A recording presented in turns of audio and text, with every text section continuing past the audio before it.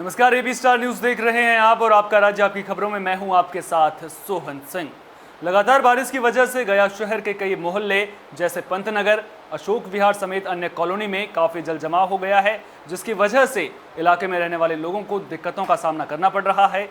जल जमाव की समस्या की वजह से लोग परेशान हैं और इससे निजात दिलाने के लिए गया नगर निगम के नगर आयुक्त सावन कुमार समेत मेयर वीरेंद्र कुमार और डिप्टी मेयर मोहन श्रीवास्तव जायजा करने पहुंचे और जेसीबी मशीन से सफाई कराई गई ताकि पानी की धारा कहीं से रुके नहीं।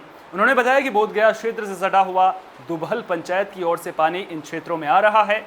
बेलवाताड़ और वीर सिंह कॉलोनी के पास से 15 फीट आहार टूट जाने के कारण मनसरवा नाला पानी जो इसका है वो शहर की ओर आ रहा है, जिसके कारण ऐसी समस्या लगातार बनी हुई है और इन दिनों भारी बारिश भी हुई है, जिसकी वजह से लोग परेशान हैं और जल जमाव की जो परेशानी है वो चिंता का विषय बनी हुई है। आपको बता दें कि जिस तरह से सड़कें लबालब नजर आ रही हैं, उसके बाद नगर निगम के तमाम इंतजामातों पर सवाल खड़े हो रहे हैं। सवाल उठ रहा है कि आखिर व्यवस्थाएं दुरुस्त क्यों नहीं की गई हैं। ये मीडिया में जो खबर चलाई जा रही है कि मनसरवा नदी के सफाई नहीं होने कारण अशोक विहार और पंतनगर में पानी जम रहा है।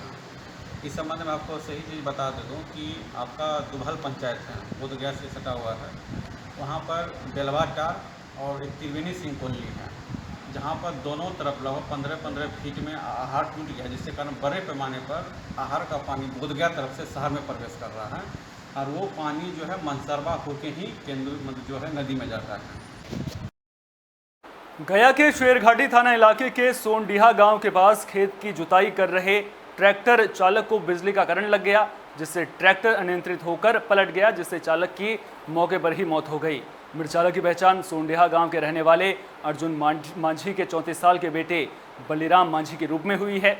शेरघाटी थाना अध्यक्ष दिनेश कुमार घटनास्थल पर पहुंचे, जिसके बाद शव को कब्जे में लेकर पोस्टमार्टम के लिए मगध मेडिकल कॉलेज भेज दिया गया। स्थानीय लोगों ने बताया कि ट्रैक्टर चालक बलिराम मांझी गांव के बगल के खेत में ट्रैक्टर से जुताई कर रहा था और खेत के बगल में मोटर चलाने के लिए गया था, जहां बिजली का तार टूटा पड़ा था। चालक बिजली के तार को देख नहीं पाया और तार की चपेट में आ गया, जिससे उसे जोरदार बिजली का झटका लगा।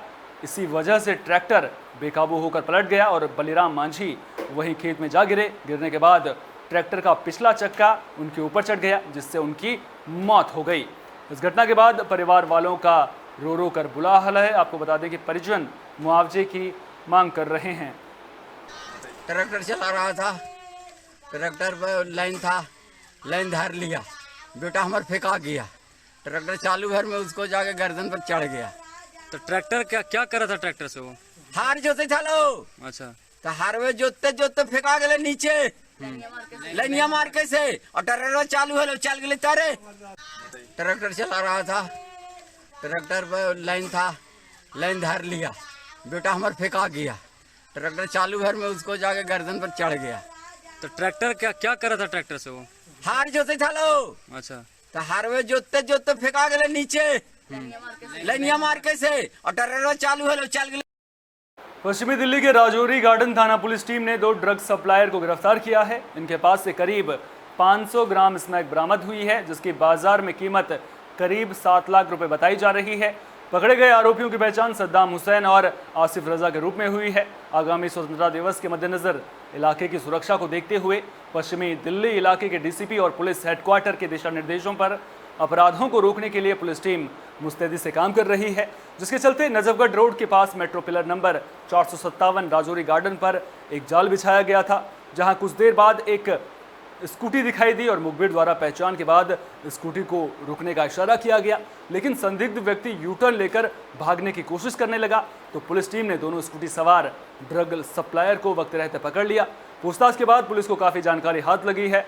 फिलहाल पुलिस टीम ने आरोपियों के खिलाफ मामला दर्ज कर लिया है और आगे जांच शुरू कर दी है। तो पुलिस को बड़ी कामयाबी मिली है। आपको बता दें कि ड्रग सप्लायर को पकड़ा गया है, 2 ड्रग सप्लायरों को पकड़ा गया है, जिनके खिलाफ अब वैधानिक कार्रवाई की जा रही है।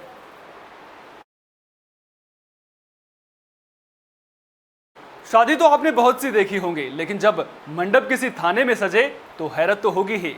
बाराती रिश्तेदार नहीं बल्कि पुलिस और पीएसी के बने जवान। कानपुर देहात के मंगलपुर थाने में एक ऐसी शादी रचाई गई जो इस समय चर्चा का विषय बनी हुई है। कानपुर देहात पुलिस उस वक्त असमंजस की स्थिति में फंस गई जब एक प्रेमी युगल का मामला सामने आया। मामला ऐसा जिसमें सूचना मिली कि किसी लड़की को बेचने का सौदा हो रहा है। पुलिस हरकत में आ गई और मौके से लड़की को बरामद कर लिया गया। थाना लाने पर जब मामला खुला तो सबके होश फाख्ता हो गए।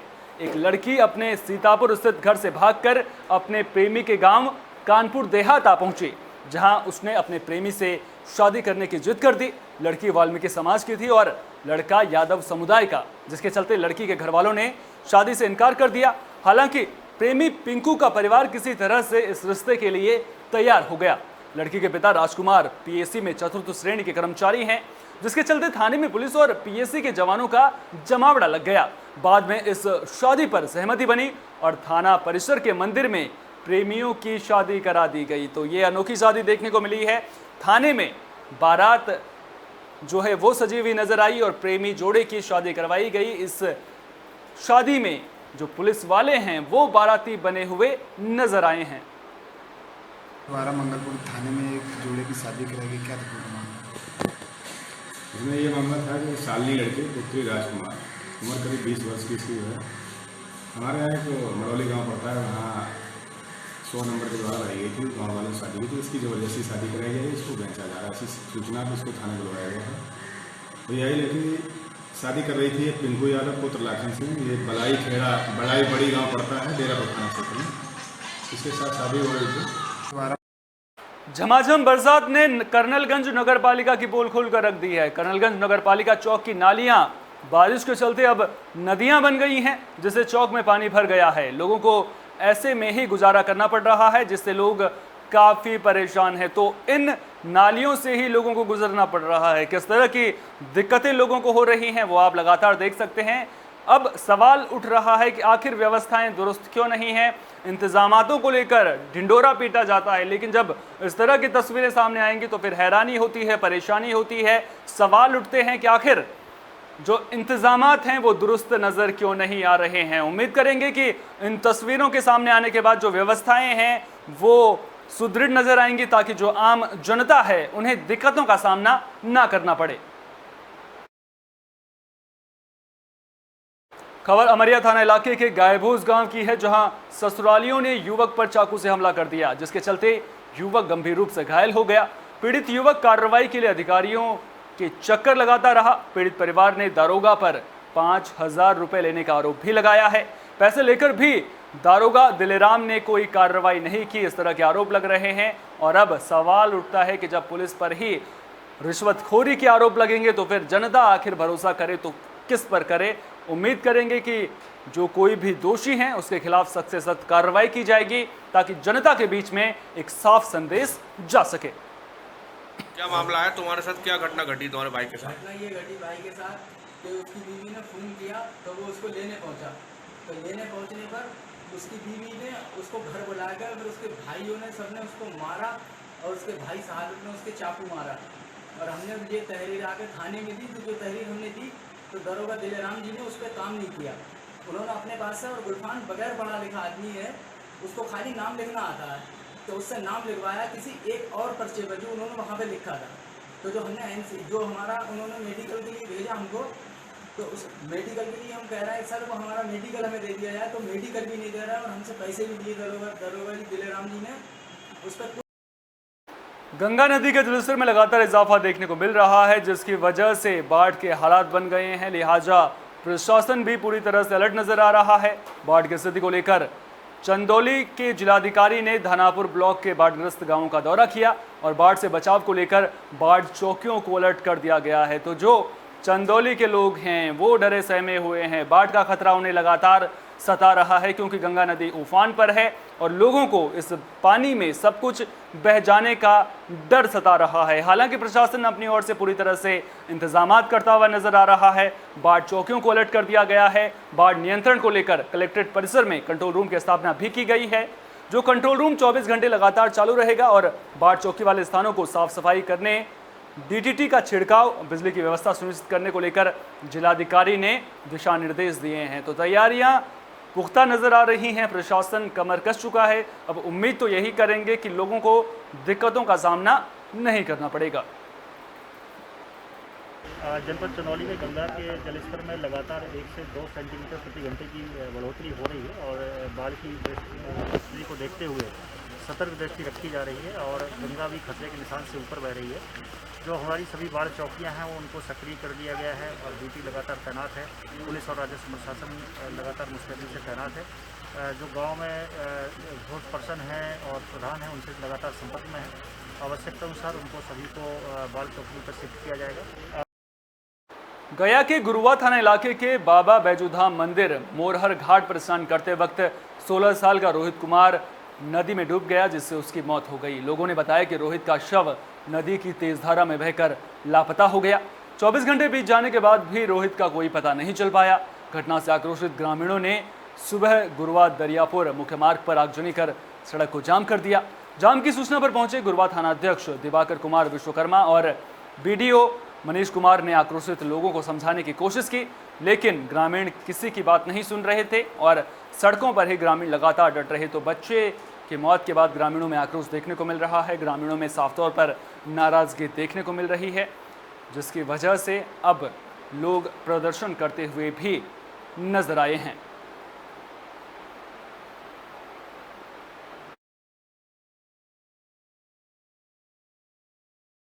बिहार के गोपालगंज का एक वीडियो खूब वायरल हो रहा है, जिसमें शव यात्रा के दौरान ऑर्केस्ट्रा के धुन पर डांस करते कुछ लोग नजर आ रहे हैं। ये कोई इत्तेफाक नहीं बल्कि शव यात्रा के लिए ही ऑर्केस्ट्रा की बुकिंग की गई है। तो आप इस नज़ारे को देख सकते हैं। आपने अक्सर शादियों में डीजे बजते हुए देखा होगा, लेकिन यहाँ पर शव यात्रा में डीजे बजाया जा रहा है और लोग नाचते हुए भी नजर आ रहे हैं। और इस तस्वीर को देखकर हैरान होने की ज़रूरत नहीं है, क्योंकि कई समाज के लोग ऐसे होते हैं कि वो ये सोचते हैं कि जो मृतक है उसकी आत्मा को ऐसा करने से शांति मिलती है, लिहाजा इसीलिए इस तरह से आयोजन किया जाता है। आप तस्वीरों में देख सकते हैं किस तरह से अर्थी के आगे आगे एक शख्स डीजे की धुन पर डांस करता हुआ नजर आ रहा था।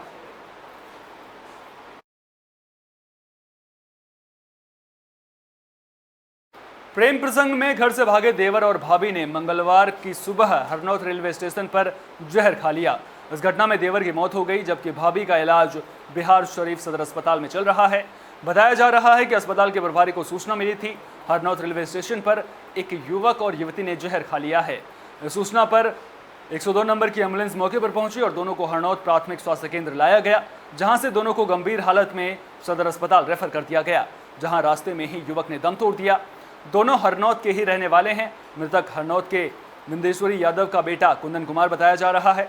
लोगों का कहना है कि ये दोनों 2 महीने से घर से भाग गए थे और उनके नाम से परिवार वालों ने थाने में सूचना भी दी थी। इस प्रेम प्रसंग का सबसे बड़ा पहलू ये है कि लड़का भी शादीशुदा है और लड़की भी शादीशुदा है, जिसके बाद दोनों ने रेलवे स्टेशन पर जहर खा लिया। लड़के की मौत हो गई, जबकि महिला का इलाज चल रहा है। स्टेशन पे दोनों जहर खा के पड़ाई हुई थी, तो वहाँ से कोई फ़ोन किए प्रभारी को, प्रभारी हमको फ़ोन किए, हम वहाँ से रिसीव करके हरनौत PSC ले गए और वहाँ से यहाँ रेफर हो गया, यहाँ लाया। पहचान हो गया दोनों का? हाँ, दोनों का पहचान हो गया। गार्जियन अभी तक कोई नहीं आया। 1 महीना पहले इसका थाना में सब FIR हो गया। और ये शादी कब हुई थी लड़की का? 10 साल 1.5 साल पहले लड़की का शादी। क्या नाम हुआ आपका? आप गांव के हैं या रिश्तेदार हैं? चाचा लगते हैं। अच्छा, बच्चा का। अगली खबर सुपौल जिले से है और यह खबर आपको हैरान कर देगी। मामला त्रिवेणीगंज थाना इलाके का है। दरअसल लतौना वार्ड नंबर 6 निवासी पीड़िता रोजी प्रवीण ने बताया कि साल 2013 में उसकी शादी मधेपुरा जिले के शंकरपुर इकराहा निवासी शहनवाज के साथ हुई थी, जिसके बाद उसने 2 बेटियों को जन्म दिया।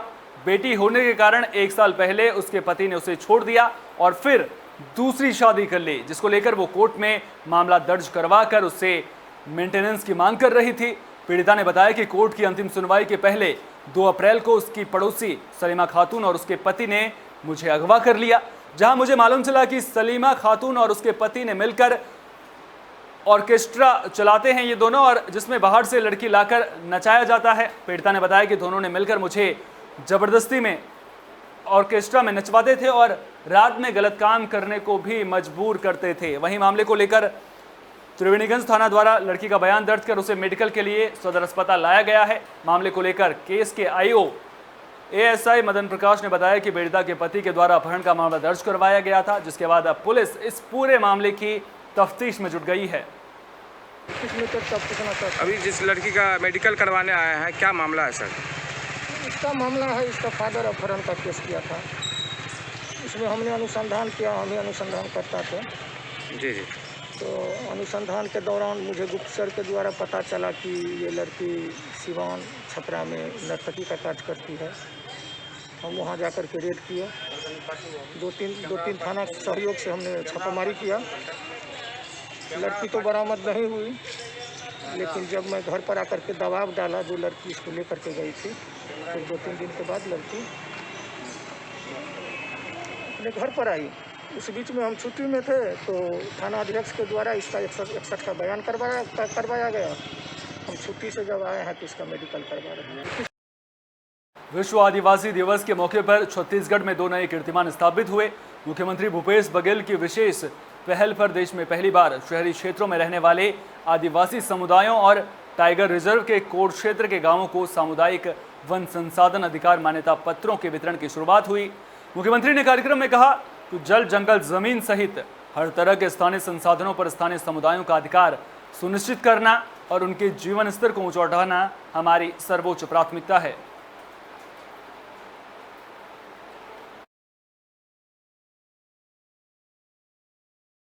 इस बुलेटिन में फिलहाल के लिए इतना ही। दीजिए इजाजत। नमस्कार।